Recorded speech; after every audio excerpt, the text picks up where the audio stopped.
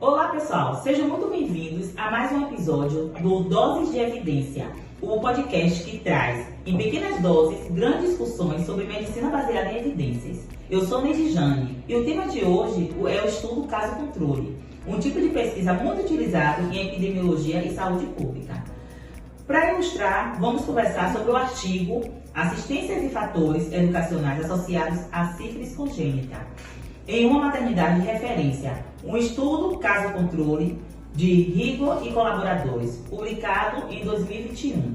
Mas antes de começarmos, quero chamar o pessoal que está comigo hoje para se apresentar. Aqui está Matheus, Luana, Heitor, Lívia, Larissa, Giovana e Onara. Vamos lá, gente. Vamos começar com a primeira pergunta desse podcast. Para começar, o que caracteriza um estudo caso-controle e por que ele foi o tipo de estudo escolhido para investigar os fatores associados à sífilis congênita neste artigo? O estudo de caso-controle é um tipo de pesquisa muito usada na área da saúde para investigar as causas de uma doença ou entender os fatores de risco associados a um determinado desfecho. Então, a ideia é que você pegue pessoas que já têm essa doença ou desfecho de interesse e a gente vai dividir em dois grupos. A gente vai dividir em grupo caso e grupo controle. Pronto, muita gente vê o que é caso-controle, mas não entende. O estudo caso-controle é justamente um tipo de estudo observacional e analítico. Ele também tem um teor de retrospectividade. O que seria isso?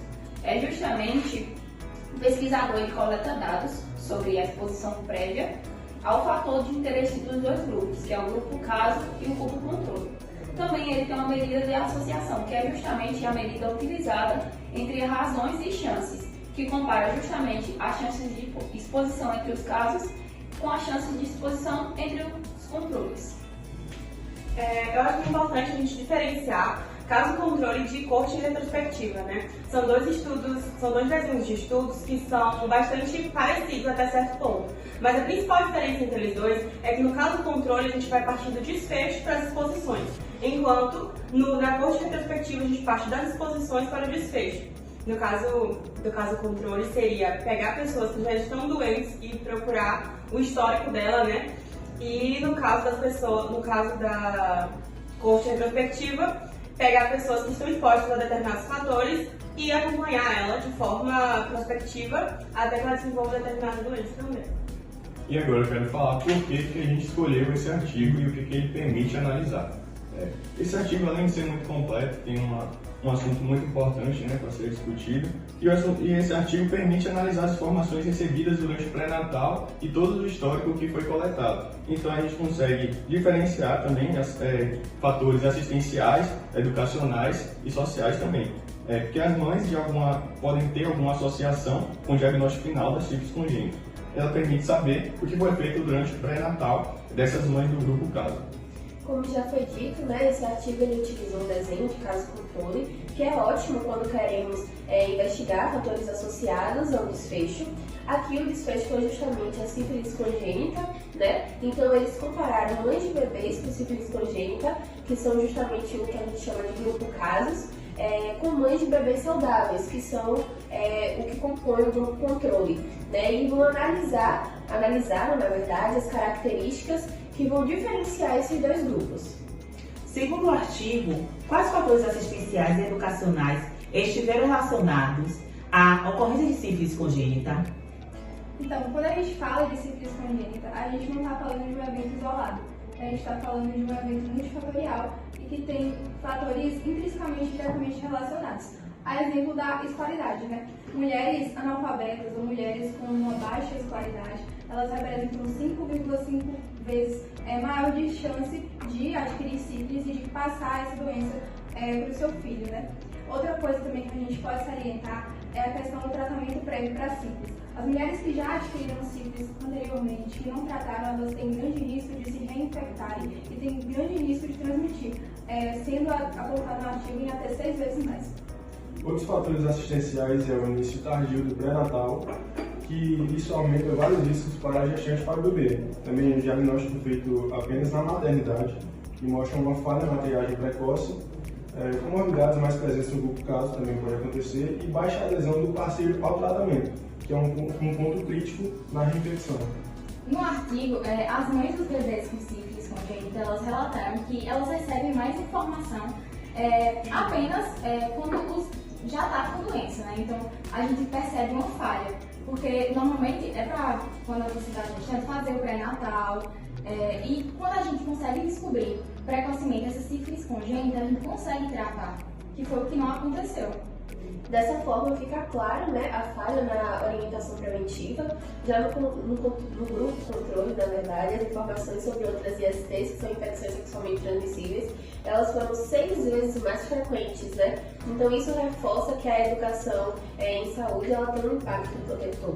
Quando essa abordagem ela é feita antecipadamente e de forma completa, né, ela vai evitar que essa gestante ela chegue ao final da gestação com um diagnóstico que poderia ter sido previamente evitado. Pensando na metodologia, quais são os principais viés e limitações que podem ocorrer em estudo caso-controle como esse? Vamos lá. Esse estudo ele é observacional, como já foi dito anteriormente, e ele é muito útil para investigar fatores associados a determinadas doenças. Como também já foi dito, ele vai partir de grupos diferentes, né, que vão ser analisados. E como é que acontece a seleção desses grupos? Através de entrevistas e de informações coletadas anteriormente como prontuários. Só que essas seleções elas acabam gerando vieses. Então, um dos principais desses viés é justamente o viés de memória. Ele é comum em estudos retrospectivos, que é justamente, especialmente, em doenças sensíveis como a sífilis congênita, no caso, né? Ocorre quando a recordação da exposição, ou seja, eventos passados, difere sistematicamente entre outros casos. Um exemplo é tipo as mães do bebê com sífilis congênitas. Elas podem reforçar ou se esforçar para lembrar e relatar as informações de forma mais precisas. Então, ou também elas podem omitir essas informações, tipo em relação à quantidade de parceiros, em relação às mães com bebês saudáveis. Então, existe realmente uma possibilidade da mãe omitir informações sobre o comportamento de risco de sífilis ou até mesmo outras ISTs. E um achado muito curioso é que as mães do grupo caso tiveram 20 vezes mais chance de ter recebido informações específicas sobre os riscos da sífilis para o feto. E isso não quer dizer que a informação causou a doença. No caso, esse é o viés de indicação, onde os autores sugerem que os profissionais de saúde provavelmente só davam essas informações de forma mais direta quando a doença já estava presente ou era um risco muito óbvio. Outro viés muito importante é o viés do entrevistador, que acontece quando o pesquisador ele pode ter trabalhado, por exemplo, na própria assistência, já tem um contato prévio com a mãe, e isso pode alterar a resposta que a mãe teria, e isso pode alterar essas pesquisas. Mas a confirmação do diagnóstico oficial, por exemplo, de exames, é só recomendado aos 18 meses de idade, porém o estudo não faz essa abordagem. Esses viéses, né, que os meus colegas citaram, eles também podem se configurar como desvantagens, porque no caso do viés da memória, a gente é obrigado a confiar nas informações que o paciente está dando, que pode estar omitindo algumas informações por vergonha, por exemplo, ou por desinteresse mesmo na pesquisa. E esses viés eles vão acabar, né, esses viés que acabam se configurando como negativos vão estar prejudicando a nossa pesquisa. Outras limitações da nossa pesquisa, enquanto um caso controle, é o fato de ser retrospectivo e só estar fazendo uma relação de associação e não de causalidade. Mas existem vantagens também. As vantagens são, ele é mais rápido, é um tratamento, é um estudo barato também, né? E ele te permite avaliar várias exposições ao mesmo tempo. E com base nos resultados do artigo, quais implicações práticas esses achados trazem para o pré-natal e para as ações de prevenção de sífilis congênita? Eu acho que uma implicação óbvia é a importância de melhorar a abordagem das gestantes. No caso, não adianta só testar, tem que ter informação de qualidade sobre prevenção e risco, e o estudo mostrou que a baixa escolaridade é uma barreira. O estudo ele reforça a necessidade de tratamento adequado de gestantes com sífilis e os seus parceiros. Então, o artigo destacou que o tratamento do parceiro ele foi realizado em poucos casos, então mais ou menos em 30%, que é uma quantidade bem baixa. E que o não tratamento ou tratamento inadequado de parceiros, ele implica riscos para sífilis congênita. A gente também pode falar de, por exemplo, identificar e tratar a sífilis congênita precocemente. Então, testar no primeiro trimestre, 28 semanas, e no quarto, como é recomendado pelo Ministério da Saúde. Então, gente, a gente também pode salientar a parte do preenchimento do cartão dessas gestantes, porque quando não é preenchido adequadamente, a gente tem uma maior quantidade de mulheres reinfectadas, o que foi o caso do nosso estudo, né? Nós tivemos 60 mulheres representando o grupo caso e nós tivemos 120 mulheres representando o grupo controle. E quando a gente aplica isso que meus colegas já salientaram, a gente pode reduzir significativamente. Diante desse debate, né, eu acho que a gente pode muito bem fazer uma reflexão crítica que, no fim das contas, o estudo ele deixa muito claro que a prevenção efetiva ela não depende só de testes rápidos, né? Então, ela depende de uma abordagem que é integral. Então, a gente está falando de um diagnóstico no tempo certo, a gente está falando de um tratamento adequado tanto da gestante quanto do parceiro, a gente também está falando do registro, né, do cartão da gestante e, principalmente, educação em saúde. Né? Sem isso, a sífilis congênita ela vai continuar acontecendo e continua sendo uma doença evitável. Hoje na discussão, pessoal, de forma geral, vimos que o estudo caso-controle é uma ferramenta importante para identificar fatores associados a doenças, principalmente quando são raras ou de evolução longa. O artigo abordado mostrou que a baixa escolaridade materna, falha no acompanhamento pré-natal e a falta de ações educativas estão associadas à sífilis congênita. Esses resultados reforçam a importância de melhorar a qualidade da assistência, fortalecer a educação em saúde e envolver os parceiros no tratamento para prevenir novos casos. Como vimos, esse podcast foi com estudantes de medicina no segundo semestre e abordaram muito bem o assunto sífilis congênita. E assim a gente encerra mais um episódio do Doses de Evidência. Obrigada por acompanhar nossa conversa e até o próximo episódio com mais uma dose de ciência e aprendizado. Obrigada, gente! Tchau!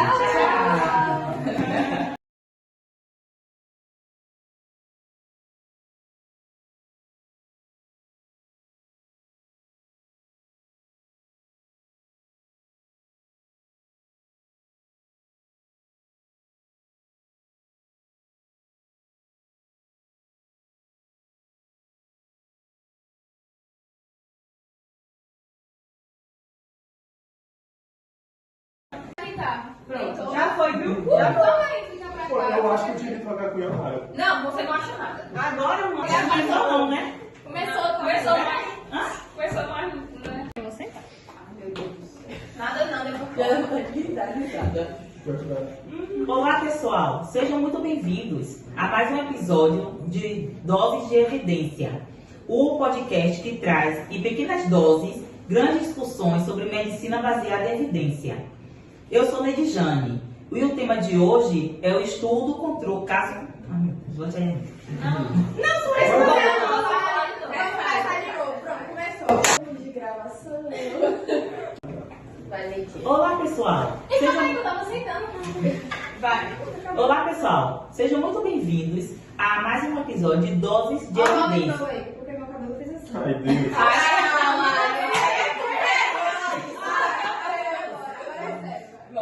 Peraí, né? Deixa eu tirar aqui esse pouco. É que eu falei assim, cortar o café, mas pronto. Vamos de gravação. Ninguém coloca isso no final, não.